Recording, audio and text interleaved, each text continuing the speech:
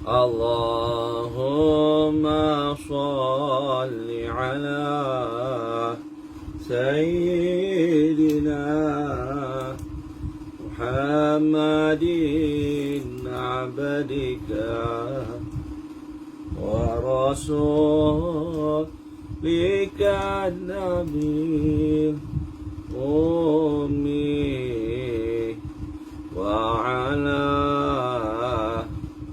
alihi wa sahbihi wa sallim. Allahumma salli ala Sayyidina Muhammadin abdika wa rasulika nabil ummi wa ala alihi wa sahbihi wa sallim. Allahumma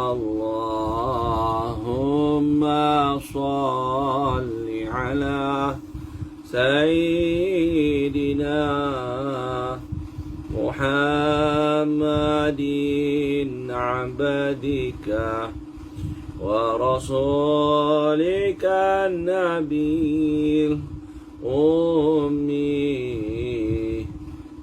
wa ala alihi wa sahbihi wa sallim. Allahumma salli wa sallim wa barik alaih. Assalamualaikum warahmatullahi wabarakatuh. Bismillahirrahmanirrahim. Alhamdulillahi rabbil alamin. Wa bihi nasta'in wa na'udzu bihi min shururi anfusina wa min sayyiati a'malina. ونشهد أن لا إله إلا الله وحده لا شريك له ونشهد أن سيدنا محمدا عبده ورسوله. اللهم صل على سيدنا محمد عبدك ورسولك النبي الأمي وعلى آله وصحبه وسلم. لا إله إلا أنت سبحانك إني كنت من الظالمين. لا إله إلا أنت سبحانك إني كنت من الظالمين. لا إله إلا أنت سبحانك إني كنت من الظالمين. إلهي أنت مقصودي ورضاك مطلوبي. أعطني محبتك ومعرفتك يا الله.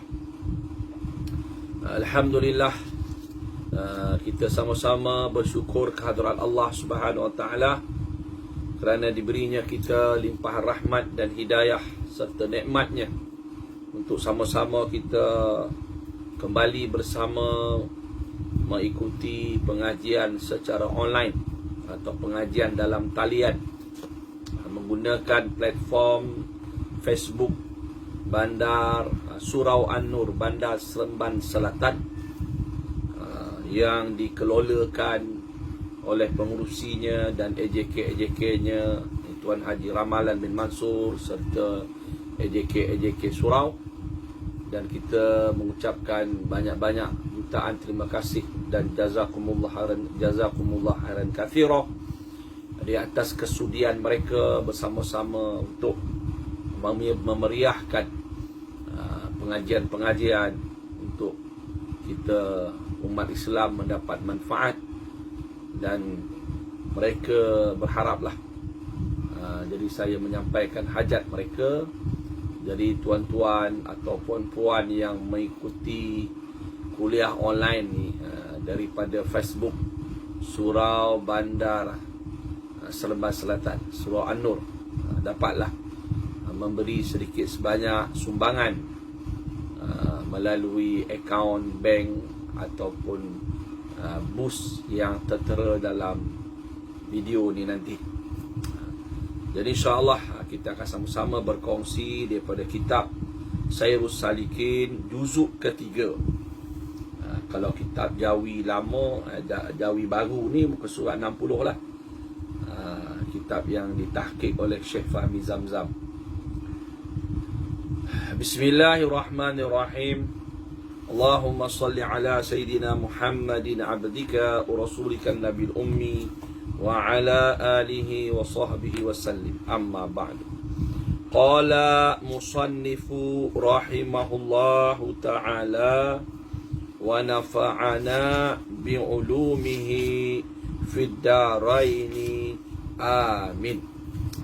Jadi saya guna kitab,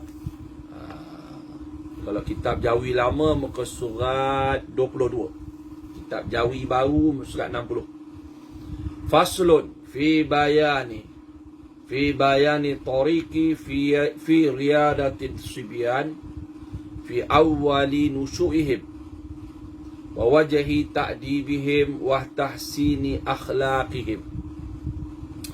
Maksudnya ini suatu fasal, satu bahagian pada menyatakan akan jalan. Ini satu atur cara. Jalan mana atur cara di dalam membaikkan akan segala kelakuan kanak-kanak. Arab kata sibyan. Sibyan tu kanak-kanak lah. Di dalam permulaan kejadian mereka itu. Ini kejadian awal, permulaan kejadian kanak-kanak tadi.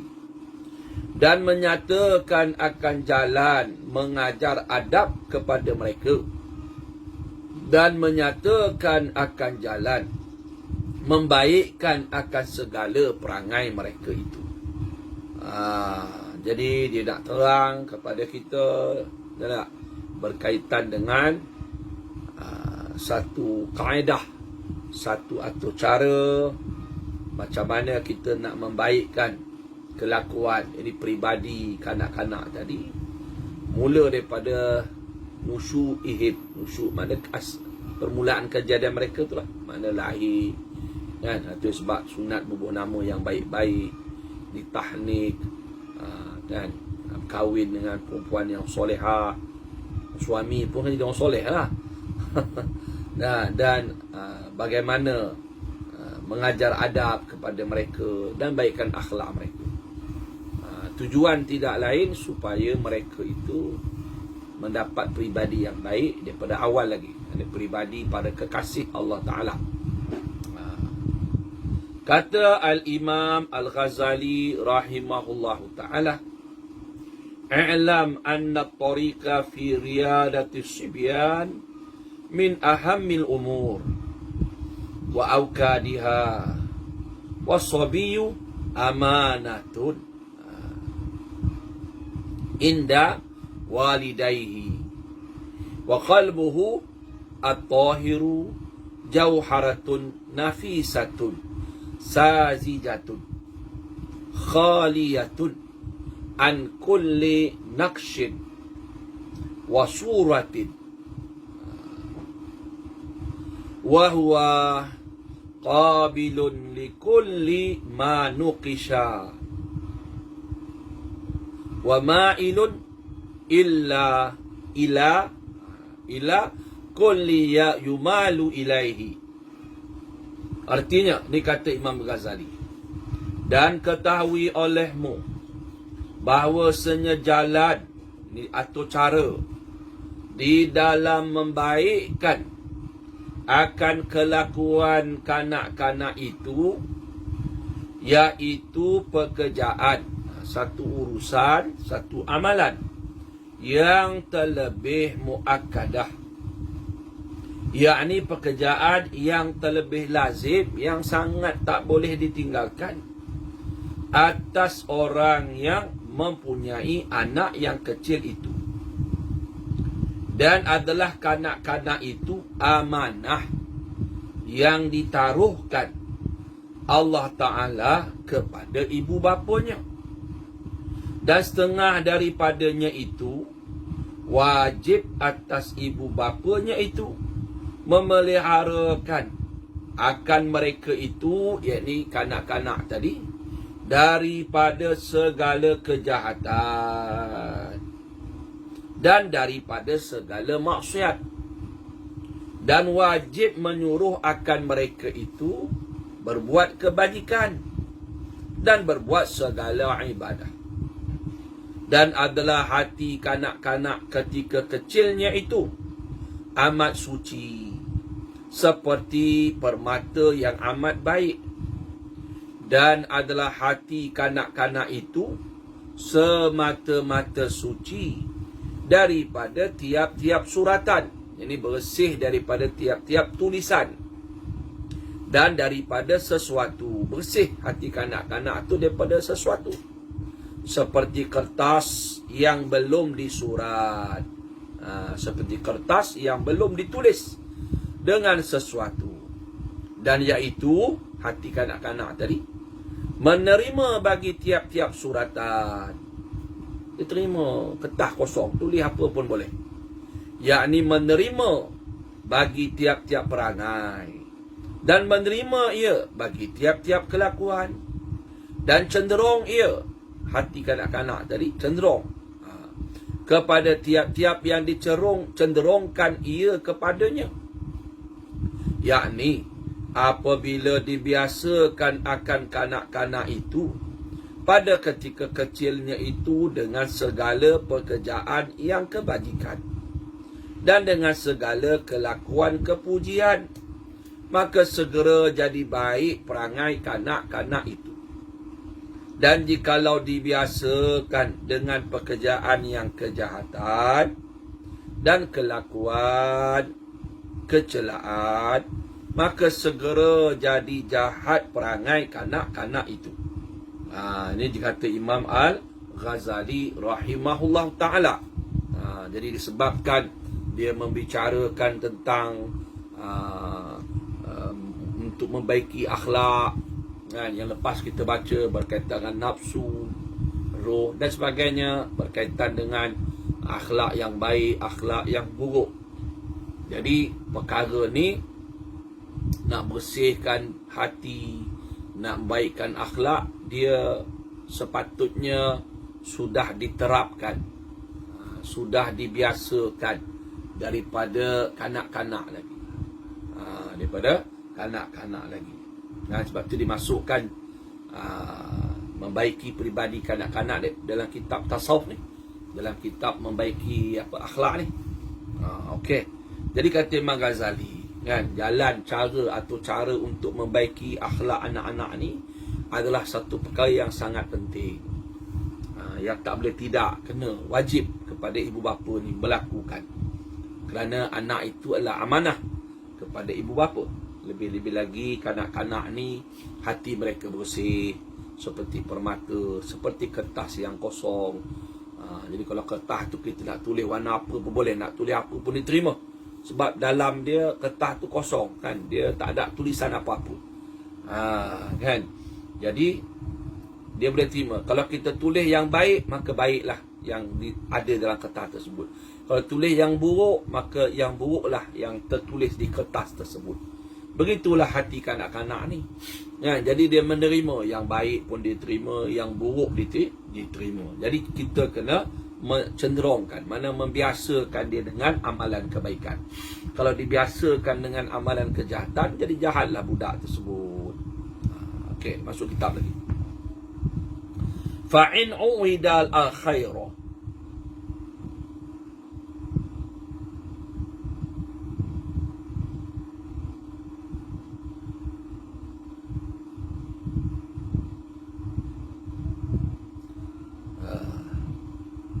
فَعِنْ وِدَ الْخَيْرُ وَعُلِّبَهُ نَشَاءَ عَلَيْهِ وَسَعِدَ فِي الدُّنْيَا وَالْآخِرَةِ وَشَارَكَهُ فِي ثَوَابِ أَبُوهُ وَكُلِّ مُعَلِّمٍ وَمُعَدِّبٍ لَهُ وَإِنْ وِدَ الشَّرُّ وَأُهْمِلَ إِهْمَالَ الْبَهَائِمِ شَقِيَ وَهَلَكَ وَكَانَ الْوِزْرُ فِي رَقَبَةِ الْقَيِّمِ عَلَيْهِ وَوَالِي لَهُ. Artinya, maka jikalau dibiasakan adat ni kebiasaan lah, dijadikan kebiasaan, kanak-kanak akan berbuat kebajikan dan diajari akan dia akan segala perangai yang baik. Nescaya ia kanak-kanak tadi beradat, makna menjadi kebiasaan akan yang demikian itu, yakni sentiasa jadi baik, dan adalah jadi bersifat atas yang demikian itu, bersifat ia dengan sifat yang baik sampai kepada besarnya, dan adalah ia kanak-kanak yang dah berakhlak baik, diajar daripada kecil sampailah dia ke dewasa, dia berakhlak yang baik, dapat kemenangan di dalam dunia dan di dalam akhirat. Di dunia dia pun berjaya, di akhirat pun dia berjaya. Di dunia mendapat rahmat Allah, mendapat hidayah, mendapat keberkatan dalam hidupnya, kan, menjadi orang yang taat kepada Allah, menjauhi maksiat, dan di akhirat diberi balasan pahala, selamat daripada azab neraka, masukkan dalam syurga, dapat duduk dalam syurga bersama Nabi, Rasul, Siddiqin, Syuhada dan Solihin, dan seterusnya dapat menghadap Allah Ta'ala. Itulah kemenangan di akhirat. Dan adalah mensukutui akan dia, makna berkongsi akan kebaikan tadi di dalam pahalanya itu oleh kedua ibu bapanya. Jadi sebab ibu bapa ni mengajar anak tu baik, jadi ibu bapa ni berkongsi pahala, mendapatlah saham tu masuk dalam buku catatan pahala ibu bapa. Dan dapat pula pahalanya itu, pahala kanak-kanak yang membuat baik tadi, oleh sekalian orang yang mengajar akan dia, dan sekalian orang yang mengajar adab kebajikan bagi kanak-kanak itu. Kan, adablah, akhlak yang baik. Dan jikalau diadatkan, dibiasakan akan kanak-kanak itu akan berbuat kejahatan dan dibiarkan akan dia seperti binatang. Biasa kanak-kanak tu buat jahat, dibiarkan hidup seperti binatang, tak ada peraturan, kan, halal haram semua dia lentungnya. Nescaya ini pastilah jadi celaka ia, jadi celaka, jadi rosak dan binasa ia di dalam dunia dan di dalam akhirat. Di dunia dia akan rosak, akhirat masuk neraka. Dan adalah dosanya itu, dosa kanak-kanak yang dibiarkan, tak ada didikan yang baik, kan, tertanggung di atas leher walinya itu, yakni di batang leher kedua ibu bapanya. Wali mana penjaga dia? Siapa penjaga dia? Ibu bapa dia. Dan segala orang yang mempunyai perintah akan dia. Yang mempunyai perintah maksud dia, kalau duduk dengan datuk dia lah. Kalau dia di sekolah, gurunya lah. Kan? Siapa yang ada perintah, yang boleh mengawal dia. Kadang anak-anak kita dihantarlah ke asrama. Jadi siapa yang menguruskan, yang dia kena dengar cakap, itu panggil mempunyai perintah. Kerana wajib atau wali kanak-kanak, ibu bapa lah, dan sekalian orang yang mempunyai perintah akan isi rumahnya itu, kan, mana ini kalau bayi kanak-kanak tu tadi dia duduk dengan orang lain, kan, bahawa memeliharakan anaknya dan ahlinya daripada segala kejahatan, kan. Jadi kalau budak tu tadi, ibu bapanya ataupun datuk neneknya atau guru sekolahnya, guru madrasahnya mengajar dia adab yang baik, akhlak yang baik, mengajar dia semayang, mengajar tentang akidah dan sebagainya lah, maka budak tu akan jadi orang yang baik di dunia dan selamat di akhirat. Dan segala kebaikan yang budak itu lakukan, masuklah pahalanya mengalir juga ke dalam ibu bapanya, gurunya dan sebagainya lah. Tapi kalau dibiarkan kanak-kanak tu, ibu bapanya membiarkan, tak beri didikan agama, tak mengajar akhlak yang baik, kan, guru pun sama juga, kan, tak memberi didikan yang baik, tak mengajar perkara kebaikan, dan dibiarkan dalam kerosakan. Jadi budak tu sampai besar dia rosak. Akhirnya dia masuk neraka. Sekiranya Allah tak ampun dosanya, dia masuk neraka. Jadi dosa yang dilakukan oleh kanak-kanak tadi sehingga dia dewasa, Sampai dia mati, dosanya tu mengalir masuk dalam akaun ibu bapanya dan orang yang bertanggungjawab ke atas dirinya. Kan itu dia punya bahaya jugalah. Ada kebaikannya sekiranya kita mengajar adab yang baik, dan ada kerosakannya bila tak diajar adab yang baik. Jadi kita berkongsi pula, wal-iyazubillah. Jadi dia kata lagi seperti firman Allah Ta'ala, Qu anfusakum wa ahlikum nara. Surah At-Tahrim ayat 6. Artinya pelihara oleh kamu, Qu anfusakum, kamu jagalah diri kamu, peliharalah diri kamu, wa ahlikum, dan segala orang yang isi rumah kamu, nara, daripada api neraka. Jadi jelas Allah perintah, kan? Jadi Allah perintah kepada kita, kan? Kita kena qu anfusakum, jaga diri kamu. Nak jaga macam mana? Jadi kata Sayyidina Ali radhiyallahu anhu, ajarilah mereka, didiklah mereka, dan berilah pelajaran yang secukup untuk menghadapi hari akhirat. Jadi Sayyidina Ali kata, ajarlah mereka. Kan, kalau untuk diri kita samalah, kita kena ajar diri kita, cari ilmu, bergaul dengan orang soleh, kan? Itu sebahagian cara, kan? Cari ilmu, bergaul dengan orang soleh, kan? Jadi kalau dengan keluarga, kena ajar mereka, didik mereka, beri pelajaran yang secukup untuk menghadapi hari akhirat. Ini kata Sayyidina Ali radhiyallahu anhu. Batu Nabi SAW kata, adibu auladakum bi thalathati khisal. Berilah adab kamu berilah adab kepada anak-anak kamu dengan 3 perkara. Pertama, hubbi nabikum, kasih Nabi kamu, wa hubbi ali nabikum, dan kedua, kasih kepada keluarga Nabi kamu, wa tilawatil Quran, dan yang ketiga, ajarlah mereka membaca Al-Quran. Mana baca Quran itu, kalau orang Arab dia baca, dia faham lah maknanya.